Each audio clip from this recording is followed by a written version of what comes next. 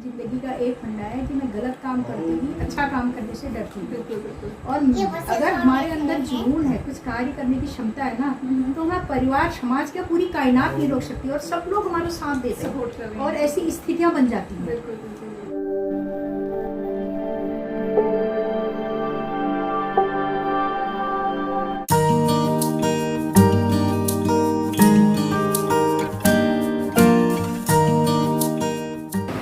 Hi friends, very good evening.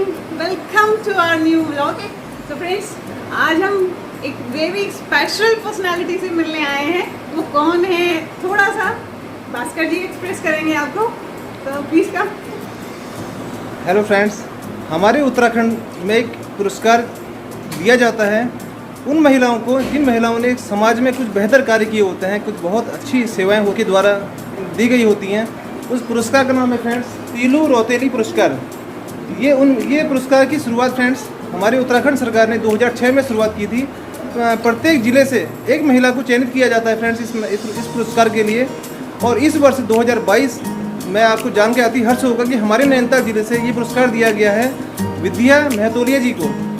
आज के blog में फ्रेंड्स आप उनसे मुलाकात हम करने आए हैं और उनके बारे में थोड़ा जानने की कोशिश करेंगे कि उनके सामाजिक कार्यों के विषय में और कितने वर्षों से वो प्रयत्नशील रही हैं समाज में, समाज सुधार के कार्यों में, समाज में महिला सशक्तिकरण के रूप में उन्होंने जो अपनी सेवाएं दी हैं फ्रेंड्स, उनका पूरा जीवन परिचय जानने का प्रयास करेंगे। तो आप बने रहिए हमारे साथ। हमारे चैनल में आपका बहुत बहुत स्वागत है। नमस्कार। तो आप हैं विद्या महतोलिया जी। वर्ष 2022 नैनीताल जिले से तीलू रौतेली पुरस्कार उनको सम्मानित किया गया है हमारी राज्य सरकार के द्वारा। बहुत बधाई हमको, बहुत हमें बहुत खुशी है। आप हमारे एरिया से, हमारे पास पड़ोस से आपने इतना बड़ा पुरस्कार आपको मिला है, हमें बहुत ज़्यादा खुशी है। जब आप छोटी थी तब आप कहाँ पली बड़ी, आपने कहाँ से स्कूलिंग की, थोड़ा सा डिस्क्राइब करेंगे। जी धन्यवाद। देखिए, कोई भी जुनून जब किसी स्त्री के अंदर होता है तो बचपन से ही दिखाई देता है। मैं वैसे तो मेरा पैतृक गांव तो धौला देवी अल्मोड़ा की निवासी हूँ, लेकिन मेरा ससुराल पहाड़पानी में है। और बचपन से ही मेरे अंदर मतलब दया भाव और समाज में कुछ बुराई हो रही है तो उसके खिलाफ लड़ने की शक्ति, मतलब बचपन से ही मेरे अंदर ये एक जुनून था इस तरह का। तो मैं जब मना यहाँ उखलकांडा ग्राम में मेरे पिताजी ADOG थे वहाँ पर, तो मैं तब से, मेरी माँ बीमार हो गई तो मैं छोटी थी तो खाना वाना सारा बनाना, मतलब कक्षा 2 में पढ़ती होंगी तो सबसे मुझे बनाना पड़ता था। तो वो चीज़ें मैंने तब से सीखी, मतलब मैं थोड़ी मजबूत हो गई। और उसके बाद जा कर के फिर मैंने थानाचूली, सुंदरखाल, यहाँ के स्कूलों में जगह जगह जा कर के पढ़ाई करी। उसके बाद मैं कक्षा मतलब ये 9th में मैं चंपावत चली गई पढ़ाई करने। 10th मेरा वेरीनाग में हुआ है और फर्स्ट ईयर ये इंटर मैंने नैनीताल से किया है। ये शादी हुई, मेरी शादी हुआ, बच्चे तीनों हो गए थे, हम हल्द्वानी आ गए थे। तो मैंने चुपचाप से किसी को बताए बिना बच्चों की पढ़ाई के साथ साथ अपना BA कंप्लीट किया। उसके बाद जा कर के फिर मेरी जब बेटी की शादी हो गई थी, फिर मैंने MA किया। उसके बाद जा कर के मैंने अभी 5-6 साल हो रहे हैं, मैंने मतलब 50+ हो गई थी मैं, तब मैंने MSW किया। क्योंकि दीदी अपडेट है, करते मतलब मेरे अंदर एक कॉन्फिडेंस भी होता है। अगर शिक्षा हमारे पास है तो कॉन्फिडेंस भी बढ़ता है और नॉलेज भी बढ़ती है। जब समाज में हम कोई भी समाज कार्य करते हैं ना, उसके लिए नॉलेज का होना भी बहुत ज़रूरी है। तो मैं तो कहती हूँ कि शिक्षा का स्त्री के जीवन में बहुत बड़ा महत्व है। अगर शिक्षा है तो वो अपनी गृहस्थी को अच्छे ढंग से चला सकती है, समाज में समाज कार्य अच्छे ढंग से कर सकती है, और उसके अंदर ये भी नॉलेज रहती है कि हमें समाज में किसके प्रति कैसा व्यवहार करना चाहिए। तो इसलिए मेरे अंदर एक जुनून था पढ़ाई का। मेरे को जो चीज़ पूरी नहीं हो पाई थी वो मैंने बेटी की शादी के बाद पूरी करी। और बचपन में मुझे बड़ा शौक था कि मैं स्विमिंग करूँ। अच्छा, स्विमिंग का इतना शौक था, कहीं पर भी छोटी छोटी उसमें, लेकिन नहीं कर पाए। फिर मैं बताऊँ आपको, मैंने बेटी की शादी के बाद ही, शायद 2010 की बात है, तब मैंने स्विमिंग सीखी। और स्विमिंग सीखी और इस लेवल तक करी कि 8-8 राउंड लगाने तक। वो कहता था बड़ी एनर्जी है मैडम आप में, मतलब इतना 8 चक्कर लगाने तक मैं रुकती नहीं थी, मतलब इतनी बढ़िया स्विमिंग कर लेती थी। तो बहुत ही अच्छी बात है दीदी। और स्विमिंग सीखी और मैंने स्कूटी चलाना सीखा, फिर गाड़ी भी सीखी। और उससे मुझे इतनी सुविधा होती है तो किसी पर हम डिपेंड नहीं रहते। तो ये बहुत ज़रूरी है, अपने अंदर हर चीज़ होनी चाहिए, हर लेडी को होना चाहिए ना इतना। उसके बाद मेरे पिताजी ने मेरी शादी कर दी, तो पहाड़वानी मेरी शादी हुई। तो मेरे हस्बैंड काशीपुर में जॉब करते थे, शिक्षा विभाग में है। तो उनके मतलब उनकी मेरे हस्बैंड की 8 बहनें हैं और वो अकेले भाई हैं और काफ़ी खेती पाती है हम लोगों की। तो उन्होंने पहले तो शादी करी कि भाई चलो होता ही है हर माँ बाप का कि हमारी लड़की काम नहीं करेगी, मतलब काम ऐसा मैं क्योंकि कॉलेज पढ़ते शादी हो रही थी। तो उसके बाद मैं काशीपुर गई, लेकिन 1 साल बाद इन्होंने अपने गांव में ट्रांसफ़र करा लिया स्कूल में। तो वहाँ से मेरा जो था जीवन की संघर्ष, प्रताड़नाएँ, हर चीज़ मतलब झेला है। ये नहीं कहती हूँ कि मतलब परिवार मैंने बहुत संघर्ष देखा। हाँ, तो जो चीज़ मैंने कभी नहीं की थी, मैंने खेत खोदा, मैंने वो पतेल झाड़े, मैंने बाँस काटे, गाय का दूध लगाया और 2-2, 3-3 किलोमीटर से मैं घास लेके आती थी और सर में पर्च का डाला लेकर के वहाँ खेतों में जाती थी। और ये काम मैंने कभी किया ही नहीं था, लेकिन मैंने सीखा और करा। और करने के बाद भी मुझको कोई ये नहीं था कि उसका मुझे कोई श्रेय मिलता था, बदले में मुझको हर वक्त सुनाया ही जाता था। तो इन चीज़ों से मैं ज़्यादा मजबूत हुई। और उसके बाद जा कर के क्या हुआ कि फिर पहाड़ पाए, फिर मेरे 3 बच्चे हो गए, मेरी बड़ी बेटी है, 2 बेटे हैं मेरे, तो बच्चे हो गए। वहीं भी हस्बैंड जॉब जाते थे, तो सुबह मतलब 4 बजे से लेकर रात के 12 बजे तक मैं सिर्फ ये सोचती थी कि सुबह उठ के क्या करूँगी, दिन में क्या करूँगी, शाम को क्या करूँगी, मतलब यही मेरी ज़िंदगी होती थी। उसके बाद लेकिन अंदर से एक जुनून था, एक कर सकने की वो थी। तो एक पहाड़ पानी क्षेत्र में वहाँ की महिलाएं मतलब घरेलू हिंसा से और से काफ़ी परेशान थी। तो अब मैं पढ़ी लिखी भी थी और थोड़ा मेरे अंदर वो भी थी। तो सब लोग मुझसे कहते हैं सोनी मम्मी देखो तो हमारे गाँव में यार ये तो शराब मतलब पीबे आदि वेस्ट करनी, रत्ते बट्टी ब्याज लेना, हमको परेशान करनी, केवल बताओ। तो मैंने कहा तुम सब मेरे साथ दिला, तो हम ये खिलाफ आवाज़ उठाए। तो हमने मतलब पहाड़ पानी क्षेत्र में उन दिनों ना कोई फ़ोन होते थे, ना कोई अखबार, मतलब कोई ऐसी कोई सुविधा नहीं होती थी। लेकिन हम पहले ही मतलब आवाज़ लगा करके हमने कहा हम सब लोग महिलाएं एक जगह इकट्ठा होंगी। और उसके बाद हम पहाड़ पानी क्षेत्र में हम लोगों ने एक शराब विरोधी आंदोलन चलाया, 3 महीने तक आंदोलन चलाया। और उसके बाद हम क्या करते, जो भी हमारे खिलाफ भी लोग बोलने लगे, वहाँ पर काफ़ी बोलने लगे होते हैं। हाँ, कि भाई ये क्या है, ये बदल देगी समाज को, मतलब हस्बैंड होगी, सब लोग मतलब। लेकिन मैंने छोड़ा नहीं और वहाँ की महिलाओं ने ऐसा साथ दिया। हमने जो भी पी करके आता शराब, सीना झकोड़ना, मशाल जुलूस निकाल के 3 महीने तक लगातार गए। रोज़ मैं भाषण देती, रोज़ वो करती।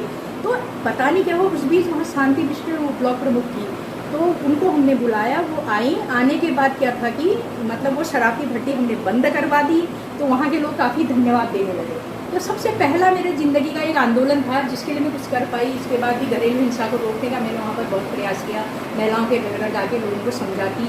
और उसके बाद वहाँ पर एक गुंडे के द्वारा बहुत बड़ा आतंक किया गया, उससे भी मैंने वहाँ के लोगों को बचाया। बल्कि लोग बोलने लगे कि अब हम आपको जिला पंचायत सदस्य बनाएंगे, ये बनाएंगे, आप तो इतनी बोल्ड लेडी हो। और ऐसे करके मैंने कहा भैया मैंने राजनीति, इससे कोई मेरा मतलब ही नहीं है। उसके बाद मैं हल्द्वानी फिर बच्चों को पढ़ाने के लिए, क्योंकि शिक्षा का गांव में वो होता है भाई इंग्लिश मीडियम पढ़ाना है, हाँ, तो वहाँ से मैं जो है हम आ गए हल्द्वानी आए। और यहाँ पर हमने लाल डाट में मकान था हमारा बनाया। उसके बाद बच्चों की वहाँ हस्बैंड वहीं जॉब करते थे और हर शनिवार वगैरह को आते थे। लेकिन तीनों बच्चों की अपनी परवरिश भी करी और साथ ही समाज सेवा को भी जाते थे। आप यकीन नहीं करेंगे, ब्लड बैंक अगर हल्द्वानी में है तो आज उसमें हमारी बहुत मेहनत है। 3 महीने तक वहाँ पर भी धरना किया, सारे मतलब वो किया। उसके बाद ऐसा था मैंने अपने ही घर में कि भाई ये काम क्या है, मुझे तो मैंने तो इतने घर में बाँस पतेल झाड़ रखे, दुनिया भर के काम करके ये काम नहीं ले गया, रोटी दाल चावल बनाना और घर का। उसके बाद मैं क्या करती थी कि वहाँ पर आके मैंने प्रौढ़ शिक्षा केंद्र आस-पास के लोगों को मतलब महिलाओं को इकट्ठा करके जिनको आवाज़ नहीं आती थी उन्हें सुंदरकांड पढ़ा सिखाया। और उसके बाद अपने ही घर में सिलाई कढ़ाई केंद्र खोला, जितना मुझे आता था वो मैंने उनको सिखाया। फिर क्या हुआ कि 2003 में मैंने कहा जो काम अकेले करती हूँ सारे लोग कुछ महिलाएँ मतलब इकट्ठा हो जाएंगी तो ज़्यादा अच्छा करना चाहिए। तो उसके बाद मैंने 2003 में एक संस्था की स्थापना करी जिसका नाम रखा सौहार्द जन सेवा समिति। फिर उसके माध्यम से हम लोगों ने काम किया। मेरे साथ एक किरण त्रिपाठी जी थी, वो भी संस्थापना में उनका भी बहुत बड़ा सहयोग है, उनके हस्बैंड का और उनका। तो हमने क्योंकि हर चीज़ के लिए पैसे की भी ज़रूरत होती है, तो वो हमने स्थापना करी। उसके माध्यम से हम लोग क्या करने लगे, गरीब विषय की मदद करना, विधवा पेंशन लगाना, ये कर लिए। मैं भागती रहती थी, ना मेरे पास स्कूटी थी, गाड़ी थी, मतलब चलाना तो दुर्गा था भी नहीं घर में।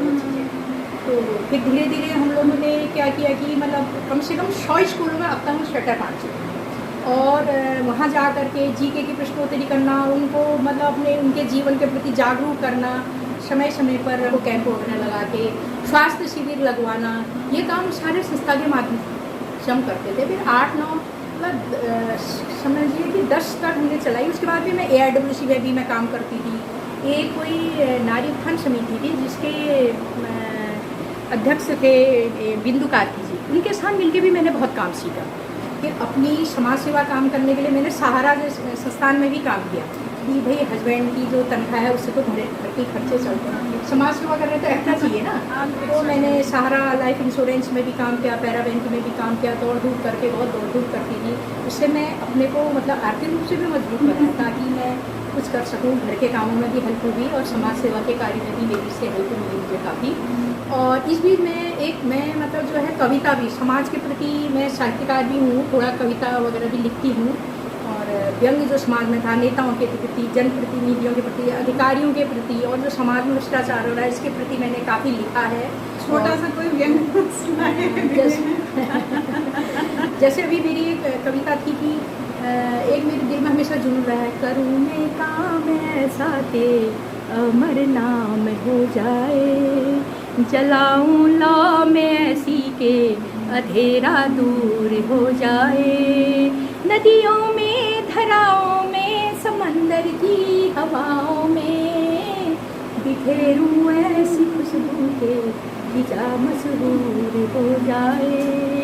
इस तरह से कई कविताएं, जैसे हम लोग ये स्वच्छता अभियान में जैसे लाल डांट में हमने एक इतना बड़ा कूड़ा होता था कि यहाँ से बदबू आती थी, लोग डरते थे बहुत ज़्यादा। 3 महीने तक धरना दिया।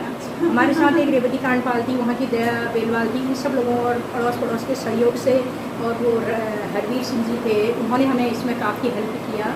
तो हमने वहाँ पर मैंने पेंटिंग प्रतियोगिता कराई इसके बाद, मतलब इतना बढ़िया बनाते हाँ तो हाँ बहुत ज़्यादा ये काम। तो हम एक गाना बिता के हल्द्वानी का लोगो, हल्द्वानी का लोगो तुम जगी जाओ रे, स्वच्छता अभियान में जुड़ी जाओ रे। और फिर उसके बाद वो था बाद में कि दिल्ली बटी मोदी जुला चलायो अभियान, गांव गांव शहर शहर चलायो अभियान, तुम लहिटो रे हम ले ओनो रे, ओ लोगो सफाई अभियान में जुड़ी जाओ रे। और एक ये पॉलीथीन हटा दो, धरती को स्वर्ग बना दो, हम घर घर आने वाले हैं तुम साथ चलो, टाट का थैला लेकर निकलो जब बाजार हो जाना, साग सब्जी राशन पानी सब थैले में लाना, अपनी आदत को सुधारो, धरती को स्वर्ग बना दो, हम घर घर आने वाले हैं तुम साथ चलो। तो इस तरह से मतलब ऐसे करके हमने लोगों को जागरूक किया। हमारे पास अभी उत्तराखंड के पाठ्यक्रम में जो है मेरे को भी स्थान मिला है उसमें, कक्षा 6, 7, 8 में मेरे नाम से एक लेसन बना है विद्या जी का अभियान, तो बल्कि किताब भी रखी हुई है, उसमें वो लेसन भी है। तो उसमें हम लोगों के बारे में पूरा लिखा गया है कि हम लोग जो हमारी पूरी टीम है, मैंने एक बनाया कि आप लोग बर्थडे करते हो, ये करते हो, तो वो राशि को हम और जगह में दे करके हम संस्था में डालें और उसी के माध्यम से लोगों की मदद करें। तो ये बनाया गया था। तो उसमें हमारा वो सबसे बड़ी उपलब्धि मेरी ये है वो इसलिए हाँ। और उसके बाद अब ये जो इतने पुरस्कार मिले हैं ये तो आप सब देख ही रहे हैं। और उसके अलावा फिर मैं ये भी इतने मतलब कार्य किए और साहित्य के में कार्य किया और मतदाता जागरूकता अभियान। कोरोना काल में हमने मुख्यमंत्री सहायता कोष में भी 11,000 की राशि दी। और उसके अलावा जैसे मुझे पिछले बार भी ये राशि मिली थी यहाँ पर, वो भी मैंने दान कर दी थी। और ये कहना चाहिए कि 26 साल की जो मेरी सेवा है उसका जुनून मेरे अंदर बहुत है। और मैं तो सबसे यही कहूँगी कि आदमी के अंदर जुनून होना चाहिए और हम समाज सेवी हैं तो सबसे पहले हमको स्वयं को बदलना होगा। जब तक हम जो हमारे पास है वही हम लोगों को दे पाएंगे। अगर हमारे अंदर प्रेम है, दया भाव है, हम वही तो देंगे। तो एक दूसरे की मदद समाज में मतलब करनी चाहिए, ना कि एक दूसरे की टांग खींचने की कोशिश करनी चाहिए। तो मेरे मन में तो एक मोबाइल वैन के लिए बारे में भी आया था, फिर वो 2000 में वो 108 चली हुई, बल्कि उसमें मुझे बुलाया भी था उन लोगों ने। तो मेरे दिमाग में ये बात था कि काश एक ऐसी गाड़ी होती, क्योंकि जब प्रसव पीड़ा मैंने भी बहुत सही है गाँव में, तो बहुत वो होता था परेशानी। तब मैं सोचती थी काश एक कोई ऐसी गाड़ी होती कि जिसमें सब कुछ सामान रखा होता और गाँव की महिलाओं को जो है इससे वो होती। खैर वो चीज़ मैं तो नहीं कर पाई, लेकिन भारतीय जनता पार्टी सरकार ने इसको किया और ये मोबाइल वैन बनी, तो इस तरह से मतलब हर क्षेत्र में कार्य किया है, चाहे वो प्रौढ़ शिक्षा हो, मतदाता जागरूकता हो, महिला सशक्तिकरण। उसके बाद अभी यहाँ जब हम पहले लाड़नाट रहते थे, फिर यहाँ कमरवा गांजा में रहने लगे, और यहाँ रहने के बाद भी मैंने यहाँ पर एक सिलाई कढ़ाई केंद्र खोला हुआ है। अभी कुछ समय से आर्थिक उसके कारण वो हुआ है, तो हम उसमें भी कई महिलाएं ने सिलाई सीखी, बल्कि उसका उद्घाटन आदरणीय भगत जी ने हमारे किया था। तो महिलाओं को सशक्त बनने के लिए, और हर साल महिला ये अंतर्राष्ट्रीय महिला दिवस पर महिलाओं के गेम्स कराना, तो सहज नहीं होता। कोई भी कार्य करने के लिए एक जुनून चाहिए होता है। घर वाले कभी किसी के नहीं कहते, सबको अच्छा लगता है कि घर में बैठकर हमारी दीदी जो है हमको खाना खिलाए, मेज पर परोसे, ये सब। लेकिन हमने इधर इसको भी देखा घर में और समाज में बराबर हमने मैनेज करके ही हम लोग आगे बोलो। ये नहीं कि घर में हमने कुछ नहीं किया।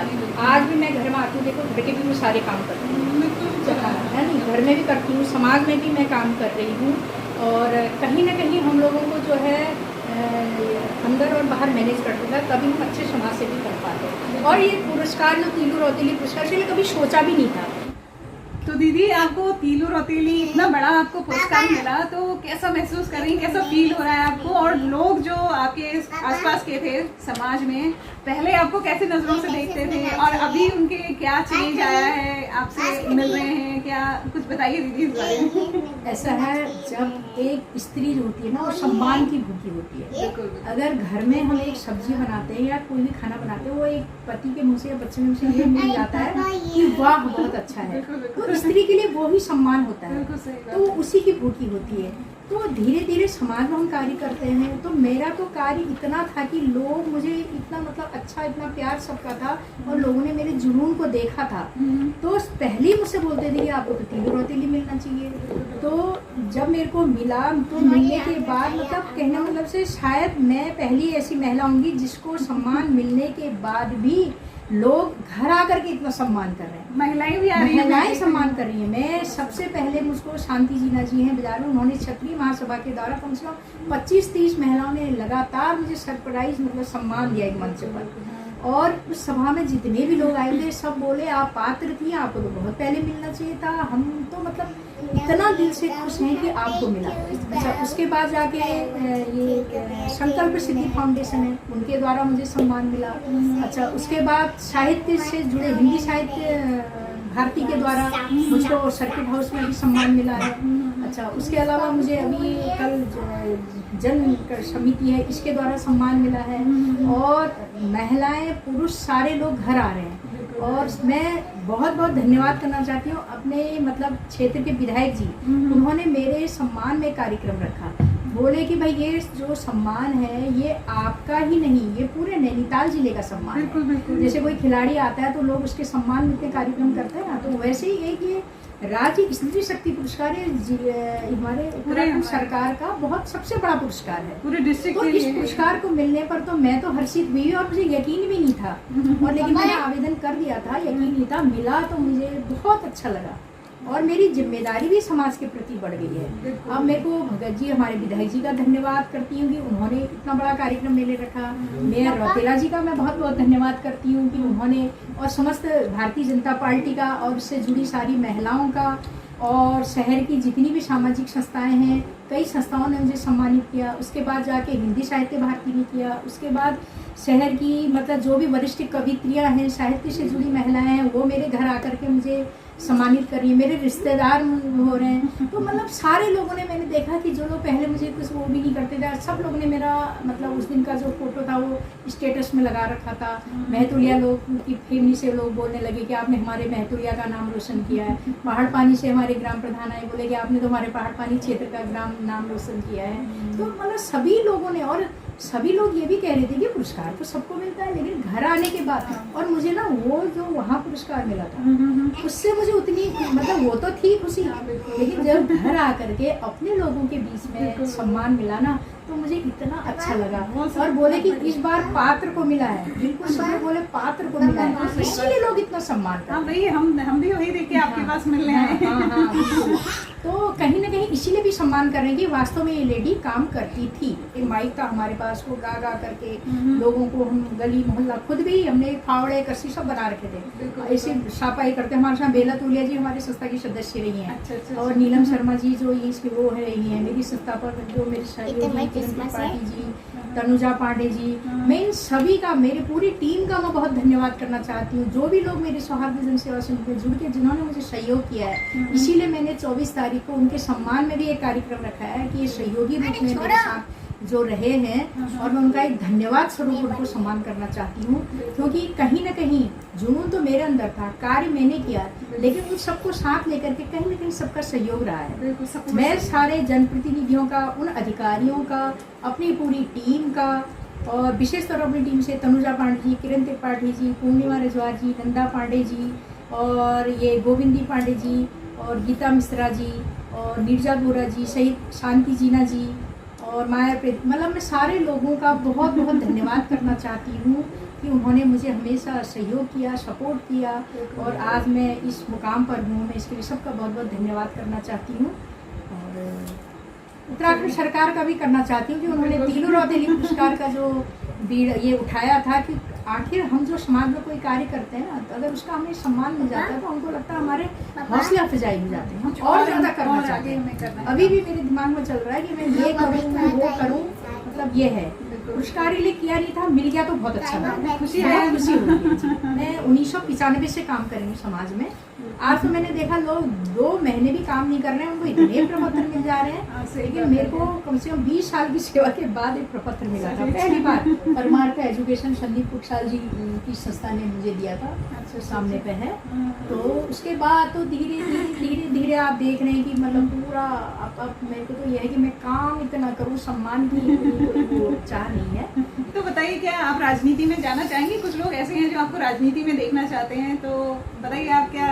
नहीं, लोग तो कहते हैं कि अब आप एमएलए बनो, अब राजनीति में। अब लोगों को ये लगता है कि इनको तीनों रौतेली मिल गया तो ये राजनीति में। मैंने कभी बचपन से भी राजनीति के बारे में सोचा नहीं, क्योंकि अपना बैकग्राउंड भी ऐसा नहीं था, कोई फैमिली ऐसे सहयोग भी उसका भी नहीं था, और अपनी इकोनॉमी कंडीशन भी ऐसी नहीं थी, क्योंकि राजनीति के लिए पैसे की भी बहुत ज़रूरत पड़ती है। लेकिन हाँ, अगर कुछ लोग, समाज के लोग अगर मुझे कहेंगे कि आप उठो और ये करो, तो मैं जाऊंगी भी, और इतना अच्छा करके भी दिखाऊंगी कि मैं बिल्कुल निस्वार्थ रूप से और एक समर्पण के भाव से कार्य करूंगी, चाहे वो राजनीति का हो या अभी भी समाज सेवा।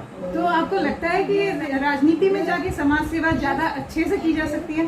की तो जा सकती है, अगर हम करना चाहें। जुनून है तो वहाँ पर जाकर के कभी कभी ऐसा भी होता है ना कि वैसे तो राजनीति में पावर है, हमारे समाज सेवा में पावर नहीं है, राजनीति में बहुत पावर है। पावर मिलती है तो आप कर सकते हो, लेकिन पावर के साथ आप उस पार्टी से भी बच जाते हो। जो पार्टी के रूल रेगुलेशन होते हैं उसके साथ चलना होता है। फाउंडेशन आपकी बहुत ज़्यादा। अब हमको ये लगता है, मैं तो सोचती हूँ कि मैं एक दिन जब ये मेयर बनती है तो मैं ये कर देती, मैं सारा अतिक्रमण हटा देती, मैं ये कर देती। लेकिन क्या पता उनके हाथ किस चीज़ से बधेंगे, और मुझे नहीं पता कि राजनीति आऊँगा मैं भी बध जाऊँ। लेकिन अभी मुझे लगता है कि अगर मैं राजनीति में जाती या मेरे पास पावर होती तो बहुत कुछ करती, लेकिन वैसे राजनीति में जाने की अभी तक तो नहीं सोची है।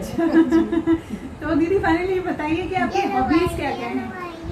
मेरी हॉबीज मुझे सारे सब कुछ बहुत अच्छा लगता है। अच्छा पहनना, अच्छा खाना, लोगों से मिलना, और ड्राइविंग, स्विमिंग, डांसिंग, गाना भी मुझे बहुत अच्छा लगता है, और थोड़ा थोड़ा गुनगुना भी लेती हूँ। सारे शौक मुझे सब कुछ है जो एक एक्टिव लेडी में होनी चाहिए, सारी चीजें जो हॉबीज वो आप में हैं। हाँ, और ये कविता लिखना और सब कुछ, मतलब सारे शौक जितने हैं वो सारे हैं मुझे। हमारे समाज को क्या संदेश देना चाहेंगी? आपको इतना बड़ा पुरस्कार मिला है तो कुछ समाज के लिए कुछ क्या कहना चाहेंगी आप?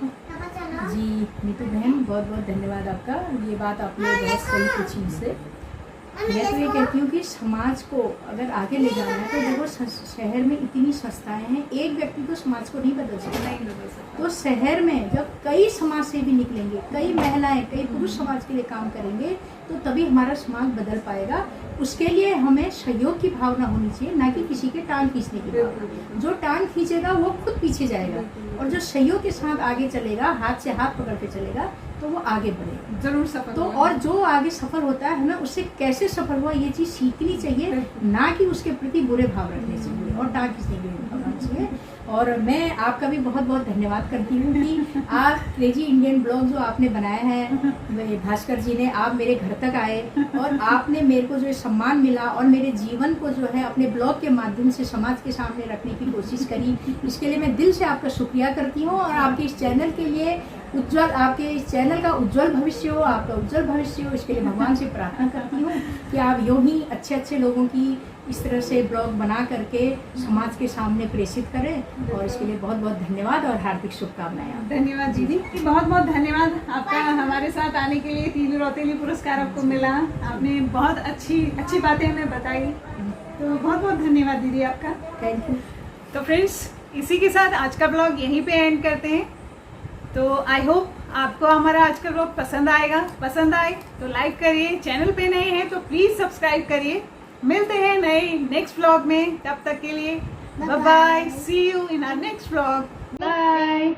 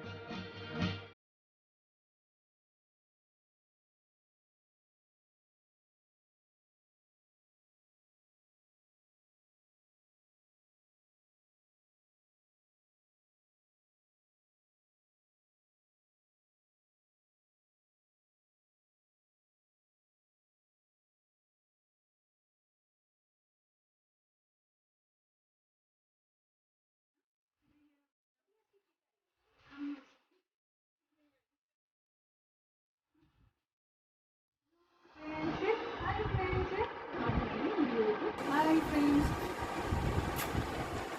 बहुत ही प्यारी बच्ची है।